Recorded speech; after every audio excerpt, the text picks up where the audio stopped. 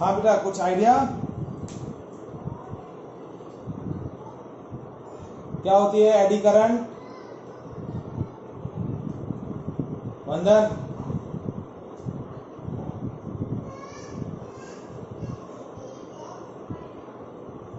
मान्या, school में हो गया ना टॉपिक?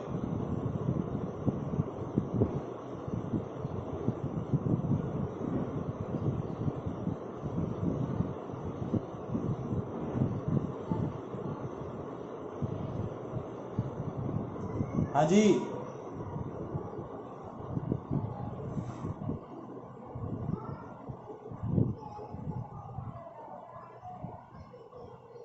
देखिए एडी करंट क्या रहता है? This is one of the type of induce current. ये इंड्यूस करंट का ही टाइप है।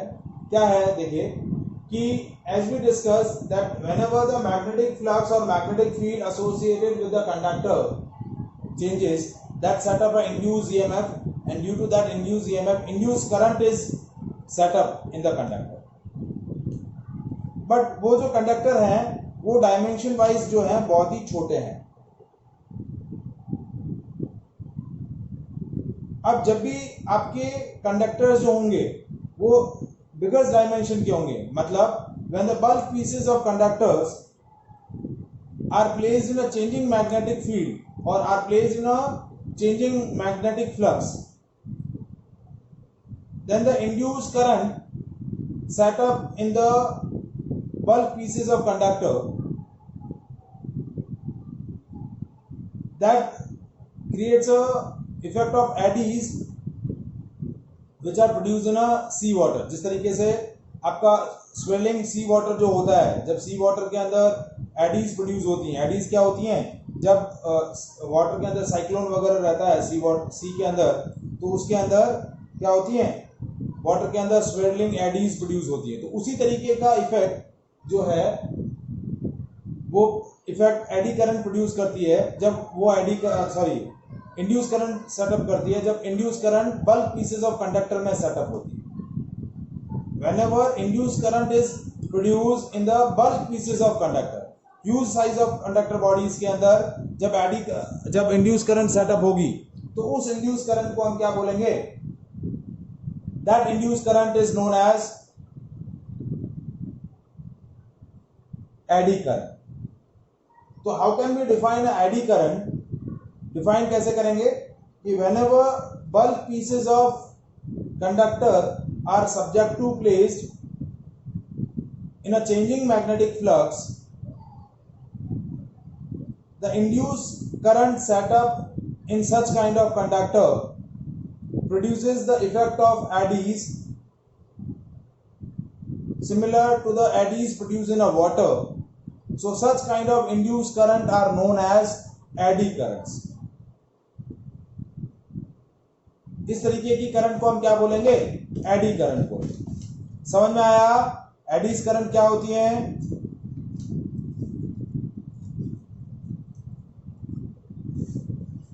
वंदन, मान्या,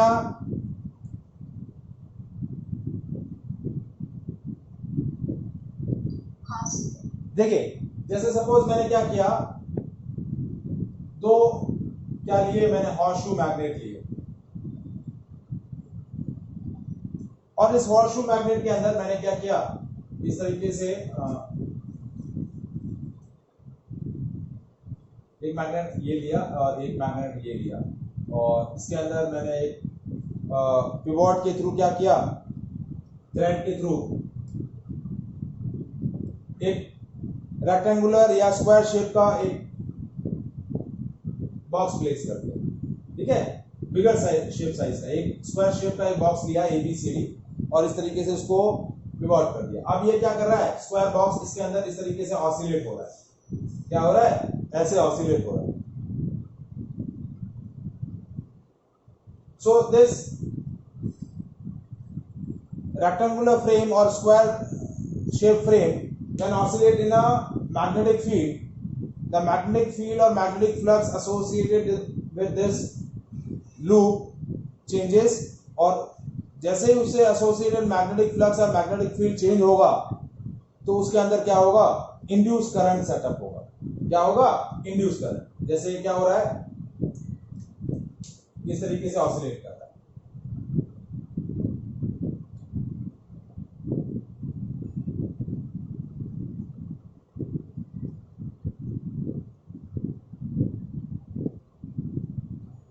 ऐसे ऑसिलेट कर रहा है, तो इसके अंदर क्या होगा, इंड्यूस करंट सेटअप होगा, और वो इंड्यूस करंट इसकी मोशन का अपोज करेगा। क्यों? क्योंकि according to the Lenz law, the direction of induce current in the conductor body is produced in such a way that it oppose the cause which produce it.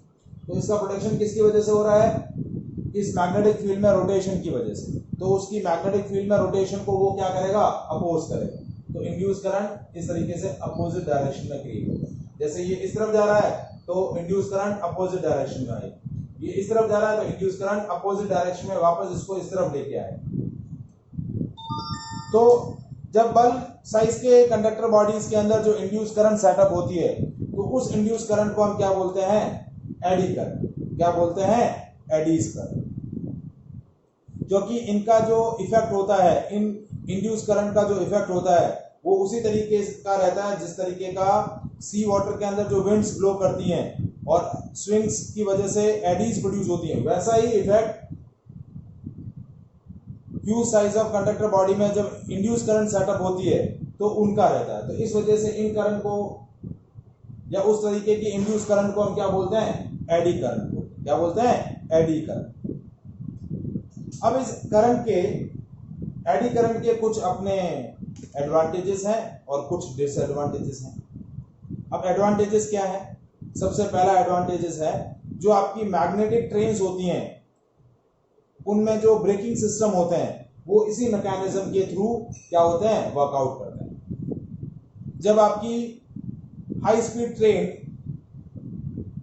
Metro train या high speed train है, magnetic train है, जब वो move कर रही है और उसको स्टॉप करना है तो उसकी हाईली एक्सेलरेटेड वेलोसिटी में हम क्या करते हैं, स्ट्रॉन्ग मैग्नेटिक फील्ड सेटअप कर देते हैं। तो जैसे स्ट्रॉन्ग मैग्नेटिक फील्ड सेटअप होगा तो ट्रेन स्ट्रॉन्ग मैग्नेटिक फील्ड में क्या कर रही है, ट्रेवल कर रही है, तो उस ट्रैवलिंग की वजह से उससे एसोसिएटेड मैग्नेटिक फ्लक्स या मैग्नेटिक फील्ड चेंज होगा, और मैग्नेटिक फील्ड चेंज होगा तो इसी तरीके से इंड्यूस करंट सेटअप होगी जो ट्रेन की मोशन का अपोज करेगी। तो इंड्यूस करंट क्या करेगा, आपका ब्रेक का वर्क करेगा और उसकी वजह से आपकी मैग्नेटिक ट्रेन स्टॉप हो जाएगी, या बुलेट ट्रेन है या जो भी मेट्रो ट्रेन है वो स्टॉप हो जाएगी। जो मैग्नेटिक फील्ड के इफेक्ट से क्या हो रही है, स्टॉप हो रही है। तो क्या होगा, जैसे फास्ट मूविंग ट्रेन है उसको यदि स्टॉप करना है तो जहां स्टॉप करना है वहां पर स्ट्रॉन्ग मैग्नेटिक फील्ड सेटअप कर दिया जाता है। तो स्ट्रॉन्ग मैग्नेटिक फील्ड की वजह से क्या होगा, जैसे उस ट्रेन की मैग्नेटिक फील्ड में मोशन होगी, इंड्यूस करंट सेटअप होगी, एडी करंट सेटअप होगी, और वो एडी करंट उसकी मोशन के अपोजिट रहेगी तो ट्रेन को स्टॉप कर। Is it clear? एडवांटेज समझ में आया?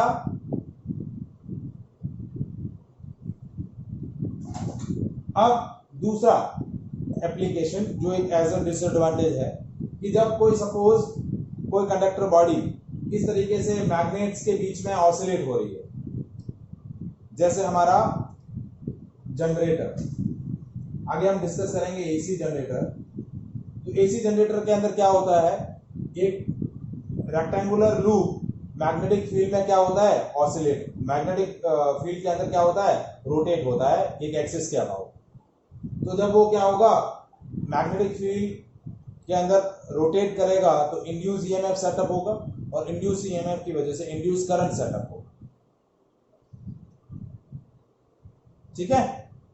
अब वो जो इंड्यूस करंट सेटअप होगी, वो induce current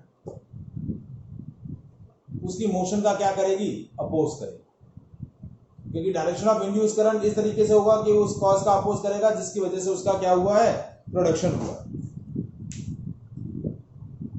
so second application जो मैं बता रहा था कि जब huge size of conductor magnetic field में रोटेट करेंगे तो उसकी वजह से इंड्यूस करंट या एडी करंट प्रोड्यूस होगी और वो उनकी मोशन का अपोज करेगा। तो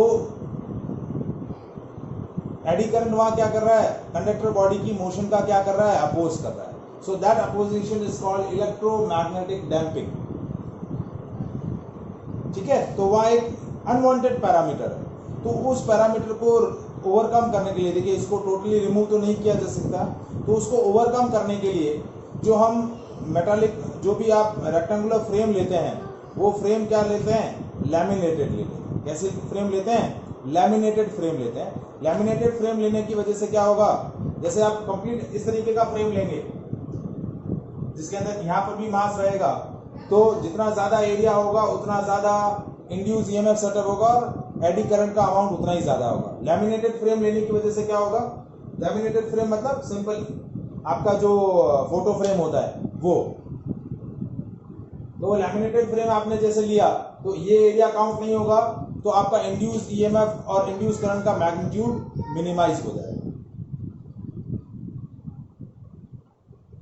so that is called electromagnetic damping. और ये डैम्पिंग ट्रांसफार्मर के अंदर भी होती है। ट्रांसफार्मर हम चैप्टर 7 के अंदर डिस्कस करेंगे।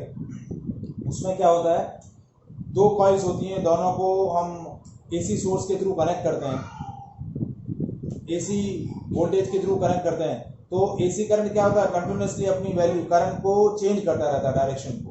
तो डायरेक्शन ऑफ करंट चेंज होने की वजह से उससे एसोसिएटेड मैग्नेटिक फील्ड चेंज होगा, और मैग्नेटिक फील्ड चेंज होने की वजह से इंड्यूस करंट सेटअप हो।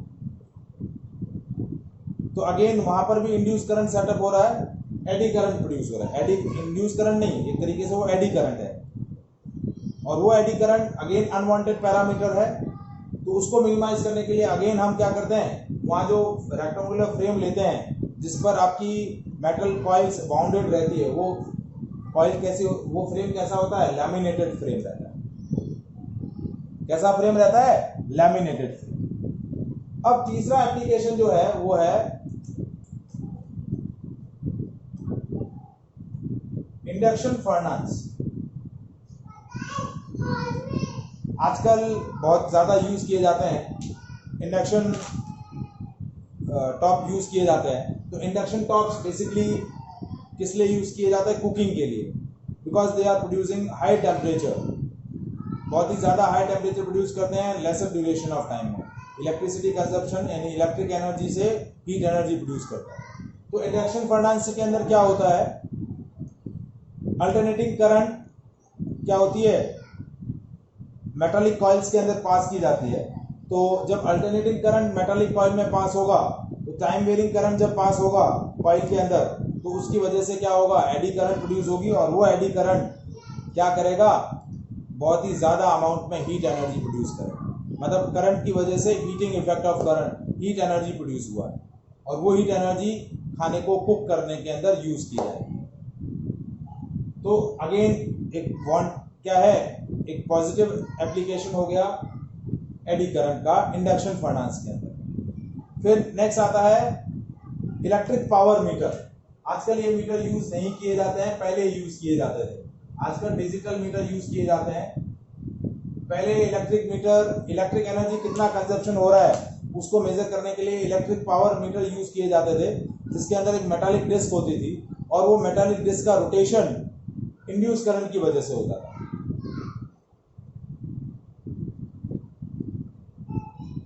क्योंकि मेटालिक डिस्क क्या होती थी, मैग्नेटिक फील्ड में रोटेट करती थी, तो उसकी वजह से उसके अंदर इंड्यूस करंट सेटअप होता था, और वो इंड्यूस करंट की वजह से कॉइल घूमता था, और जैसे ही कॉइल घूमता था तो जो रीडिंग होती थी वो इंक्रीज होती थी।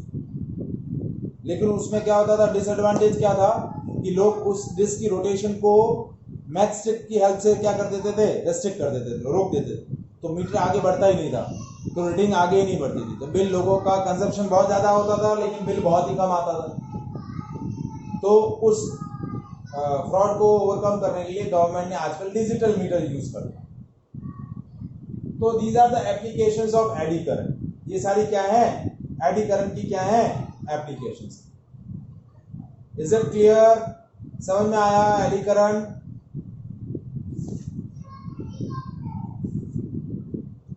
क्या होता है, ठीक है। अब हमें डिस्कस करना है induction, mutual induction, self induction, और उसी के बेसिस पे हमारी एक और डिवाइस है एसी जनरेटर, ये डिस्कस करना है, ठीक है।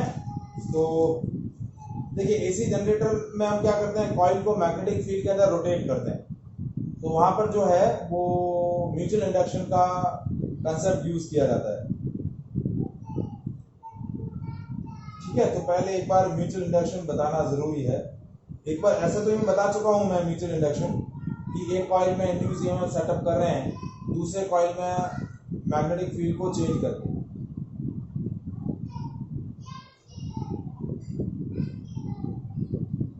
ठीक है, तो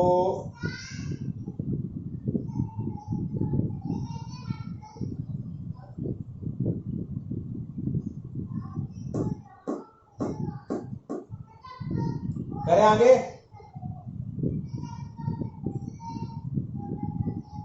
सर ये चैप्टर और कितना बाकी है? बस 3 टॉपिक बाकी है, mutual induction, self induction and generator. मुश्किल से रिलेटेड पार्ट करवा रहे हैं। मैं तो अब तक करवाता ही आ रहा हूं बेटा, एक भी चैप्टर में मैंने डिलीटेड पार्ट छोड़ा नहीं है। मैंने कोई भी पार्ट किसी चैप्टर के अंदर कोई भी टॉपिक बाकी नहीं रखा है आपका। क्वेश्चंस भी बाकी नहीं रखे, कॉम्पिटिशन्स के हिसाब से भी क्वेश्चंस भी बताए हैं, तभी तो इतना टाइम लग रहा है बेटा। ऐसे थोड़ी है कि बाद में कैसे होगा, बाद में होगा भी नहीं।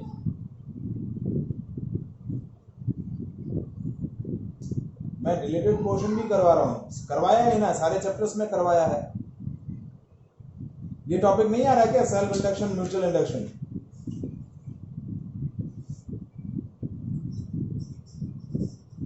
नहीं सर, शायद वो जनरेटर वाला नहीं आ रहा है। जनरेटर वाला नहीं आ रहा है, हटा दिया है, कोई बात नहीं, हटा दिया तो भी चलेगा, अपने तो पढ़ लेंगे। सर 5th में भी आपने पूरा चैप्टर करवाया, बट सर वो तो बहुत छोटा सा चैप्टर लगा। हाँ तो चैप्टर छोटा था, कंटेंट छोटा ही था ना, मैंने बताया ही था ना। तो इसमें भी अभी ये भी तो छोटा ही है, इसमें भी तो अभी कितनी क्लासेस हुई हैं, 3-4 तो क्लासेस हुई हैं। इसमें न्यूमेरिकल पोर्शन ज्यादा आता है, थ्योरेटिकल पार्ट बहुत ही कम है, न्यूमेरिकल पोर्शन ज्यादा है।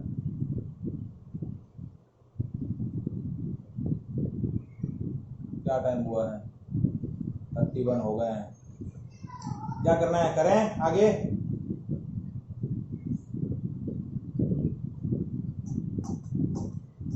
अंदर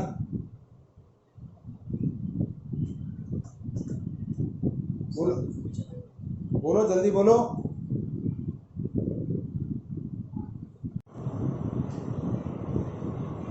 Mutual induction is the phenomena of production of induced EMF or induced current in the one coil by changing the current in the neighboring coil। दो coil हैं जो एक दूसरे के नियर बाय प्लेस कर रखी है। अब हम एक कॉइल के अंदर इंड्यूस ईएमएफ या इंड्यूस करंट सेटअप कर रहे हैं, दूसरी नियर बाय प्लेस कॉइल के अंदर करंट को चेंज करके। तो what is mutual induction? It is phenomena of production of induced EMF in one coil by changing the current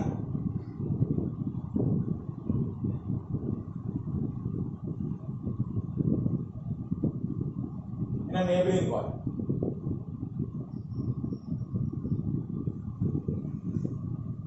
near by coil में करंट को चेंज करके दूसरी कॉइल के अंदर हम क्या कर रहे हैं, इंड्यूस ईएमएफ सेटअप कर रहे हैं। जैसे देखिए एक कॉइल लिया हमने और इस कॉइल को हमने बैटरी की और रियोस्टेट से क्या कर दिया, कनेक्ट, बैटरी की रियोस्टेट। अब क्या कर रहे हैं, इसके नियर बाय एक दूसरी कॉइल प्लेस कर दी और इससे हमने क्या कर दिया, गैल्वेनोमीटर अटैच कर दिया। ठीक है, अब इस ये प्राइमरी कॉइल है, इसके अंदर नंबर ऑफ टर्न्स N1 है, सेकेंडरी कॉइल है, इसमें नंबर ऑफ टर्न्स N2। क्या है, इसके अंदर नंबर ऑफ टर्न्स N1 है, इसके अंदर number of turns N2। Now we supply the current in the primary coil with the help of battery और इसके अंदर जो करंट फ्लो कर रही है तो उसकी करंट की वजह से मैग्नेटिक फील्ड प्रोड्यूस हो रहा है, that is the magnetic field lines which are producing in the coil due to the magnetic field. अब ये मैग्नेटिक फील्ड लाइंस इस नियर बाय कॉइल के अंदर पास हो रही हैं. These magnetic field lines are passing through the nearby coils.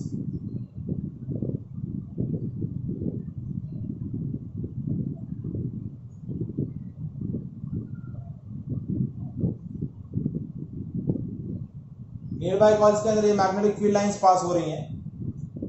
So the magnetic flux or magnetic field associated with this coil increases, basically which are previously zero, as we supply the current in the coil, in the primary coil that set up a induced that set up a magnetic field, and that magnetic field line are passing through the secondary coil. So the magnetic flux associated with the secondary coil increases, and that set up a induced EMF. That induced EMF is momentarily, क्यों? क्योंकि इसका magnetic field या magnetic field line जो इसमें पास हो रही थी वो वेरिएबल नहीं है, वो कांस्टेंट है. तो कांस्टेंट मैग्नेटिक फील्ड इसमें कांस्टेंट मैग्नेटिक फ्लक्स सेटअप करेगा और constant magnetic flux induce EMF setup नहीं करेगा, तो रिफ्लेक्शन आएगा और फिर जीरो हो जाएगा. यदि मुझे इस कॉइल के अंदर कंटिन्यूअसली यदि मुझे क्या करनी है, इंड्यूस ईएमएफ सेटअप करके रखनी है, तो इस प्राइमरी कॉइल के अंदर जो सप्लाई हो रही है करंट, उस करंट को कंटिन्यूअसली क्या करते रहना पड़ेगा, चेंज करते रहना पड़ेगा. लेट्स सपोज कि इसके अंदर करंट फ्लो कर रही है I1, तो ये जो करंट की वैल्यू है, ये जो करंट की वैल्यू कंटिन्यूअसली चेंज होगी. इसको चेंज करने के लिए हम क्या करेंगे, रियोस्टेट की पोजीशन को कंटिन्यूअसली चेंज करेंगे. So as we change the position of rheostat attached with the primary coil, that will supply a variable current in the primary coil and produce a variable magnetic field, and that variable magnetic field is passing through the secondary coil, and that changing magnetic flux produce a induced EMF in the secondary coil.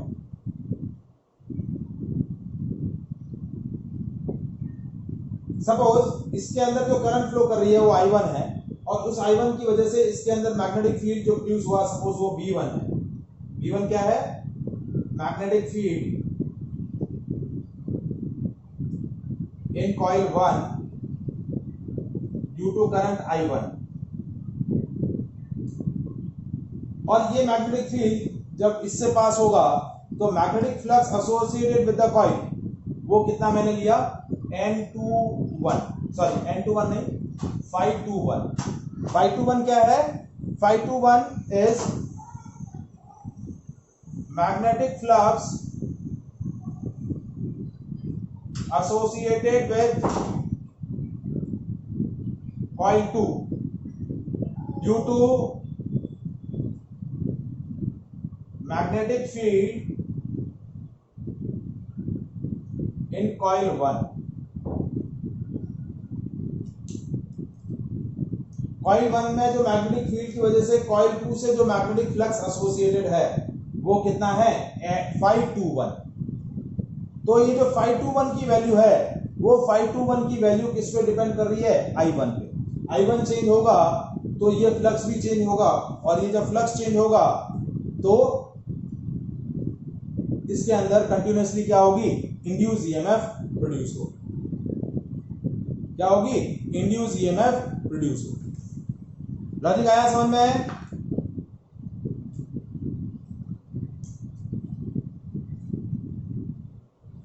वंदन, मान्या, समझ में आया?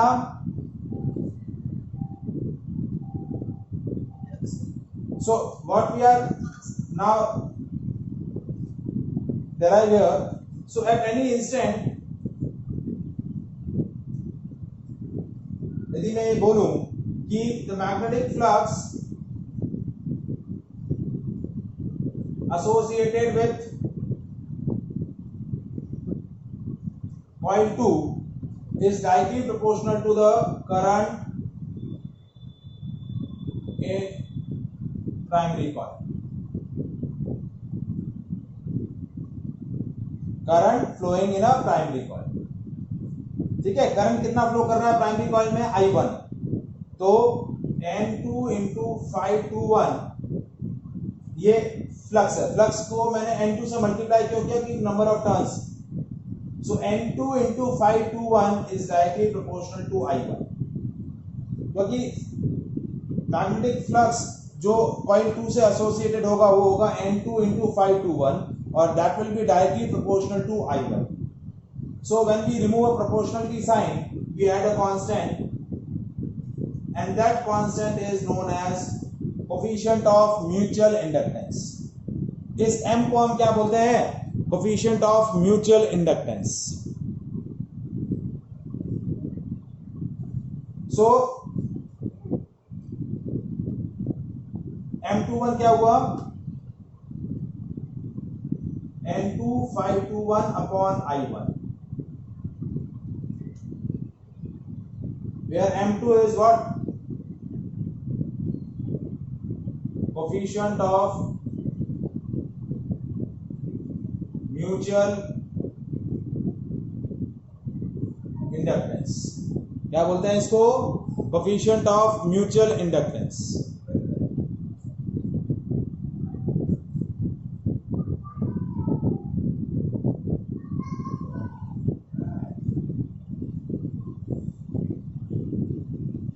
Is it clear?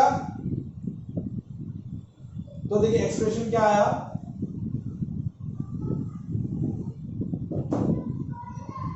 M21 is 2 into 521 divided by I1. That is the coefficient of mutual inductance of coil 2 due to 1. Yeah, that is the coefficient of mutual inductance of 2 coil. ठीक है। अब induce EMF कितना होगा? Induce EMF in coil 2 वो मैं calculate करना चाहूं तो वो होता है rate of change of flux. Rate of change of flux तो E is minus d5 by dt of N2521। क्या होगा? Rate of change of magnetic flux associated with the coil, ये आपका क्या हो जाएगा? Induce EMF.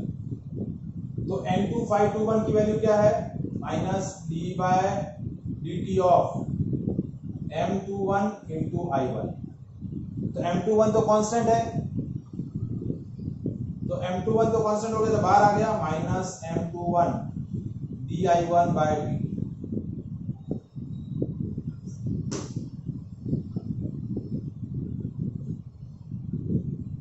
तो आपका M21 का जो सेकंड एक्सप्रेशन बना कोएफिशिएंट ऑफ म्यूचुअल इंडक्टेंस वो क्या बना? Induce EMF minus di1 by dt। ये सेकंड एक्सप्रेशन आपका बना। सेकंड डेफिनेशन बनी कोएफिशिएंट ऑफ म्यूचुअल इंडक्टेंस। इसको हम बोलते हैं M को क्या बोलते हैं? Coefficient of mutual inductance.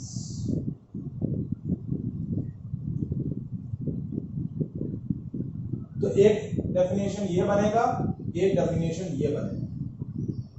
अब दोनों को देखिए मैं वन बाय वन क्या कर रहा हूं? डिफाइन कर रहा हूं।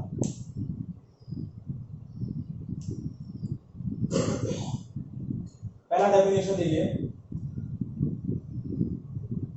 ये first definition. So if I1 is equals to 1 ampere, so M21 is N2521. So the coefficient of mutual inductance of two coil is numerically equal to the magnetic flux linked with the one coil when unit current is flowing in a neighboring coil. ठीक है? Definition क्या है? Coefficient of mutual inductance of two coil is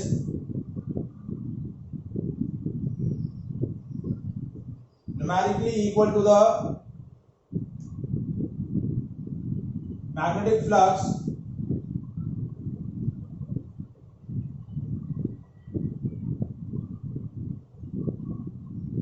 associated with the coil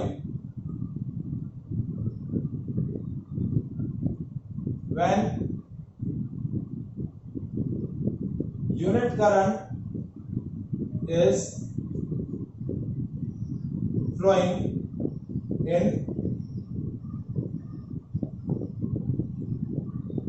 neighboring coil.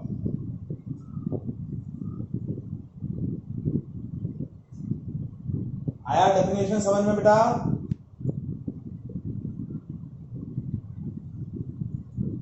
अब इसका definition, if di1 by dt is 1 ampere per second, यानी rate of change of current with respect to time कितनी है? 1 ampere per second. So m21 is equals to E.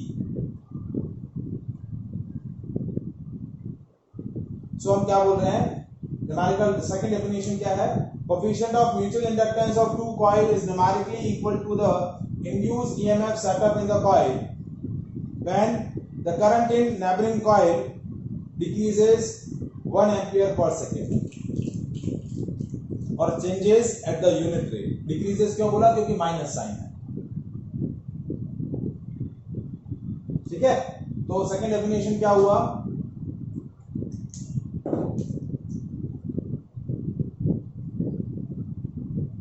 Coefficient of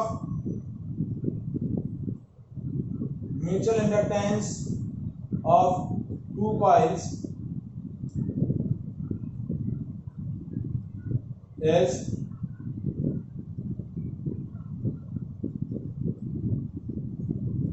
numerically equal to the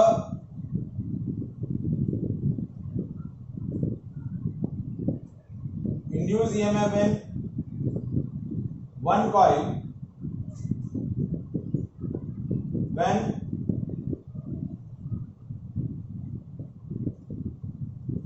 current in neighboring coil is changed. The current in the neighboring coil changes by unit rate.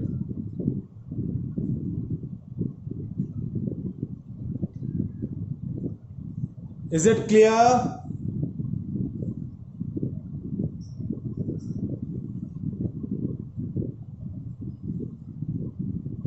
Any doubt?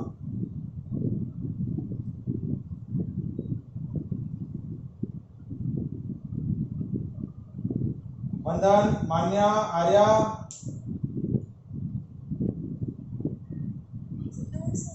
ठीक है. अब इसका unit क्या होता है?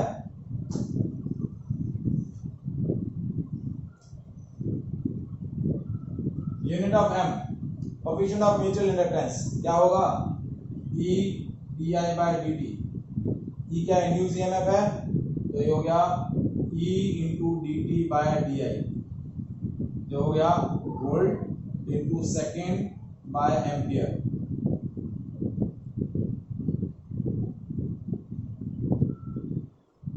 ठीक है, volt पर एम्पियर होता है ओम. ओम इंटू सेकेंड, इसको हम बोलते हैं हेनरी.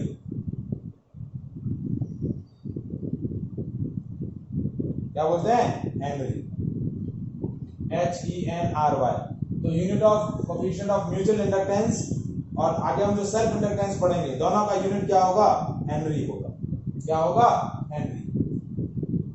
तो देखिए, M is equals to 1 Henry if E is equals to 1 volt